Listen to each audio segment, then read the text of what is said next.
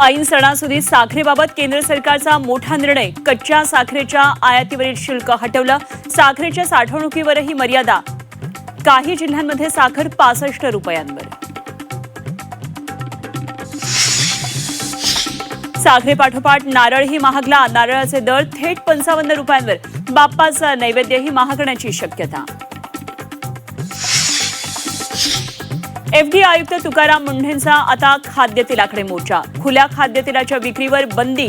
नियम मोडल्यास 10 लाखांचा दंड. भेसळीला चाप लावण्यासाठी मोठा निर्णय.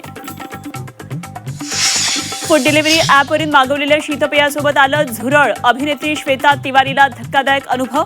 तुकाराम मुंढेंकडे कारवाईची विनंती. व्यावहारिक मराठी येत नसलेल्या राज्यभरातल्या 1268 चालकांना आरटीओची नोटीस. महिनाभरामध्ये मराठी शिकण्याचे आदेश. आजही आरटीओची कारवाई सुरूच राहणार. विधिमंडळ आणि राजकीय पक्षातील बहुमताबाबत संभ्रम असल्यानं धनुष्यबाण चिन्ह गोठवणं गरजेचं. अंतिम युक्तिवादावेळी ठाकरेंचे वकील देवदत्त कामतांची सुप्रीम कोर्टात मागणी. 2 सप्टेंबरपासून शिंदेंच्या वकिलांचा युक्तिवाद. शरद पवार आणि पार्थ पवारांमध्ये सिल्व्हर ओकवर 3 तास चर्चा. बंद दाराआड चर्चेनं राजकीय वर्तुळात चर्चांना उधाण. तर भेटीतून कार्यकर्त्यांसाठी भविष्यात चांगली बातमी येईल. रुपाली ठोंबरे पाटलांनी व्यक्त केली आशा. केवळ काँग्रेस संचलित कॉलेजमधील विद्यार्थिनींना चर्चेसाठी निमंत्रण. राहुल गांधींच्या छात्रों की गुंज कार्यक्रमावरून फडणवीसांचा टोला. तर आम्ही शाळा काढल्या, शाखा नाही. काँग्रेसचा पलटवार. तर पुण्यातील कार्यक्रमाला 30 अटींसह पोलिसांची परवानगी.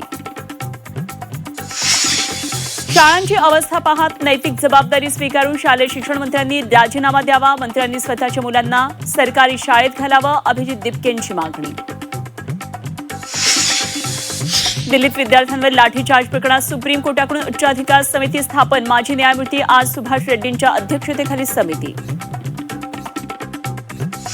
क्षुल्लक वादातून दिव्यांगाच्या डब्यातून प्रवाशाला फेकलं. चर्चगेट बोरिवली लोकलमधली घटना. जखमी प्रवाशाचा मृत्यू. पुढचे 4 आठवडे सरासरीपेक्षा कमी पावसाचा अंदाज. पिकांवर विपरीत परिणाम होण्याची शक्यता. तापमानातही वाढ होण्याचा अंदाज.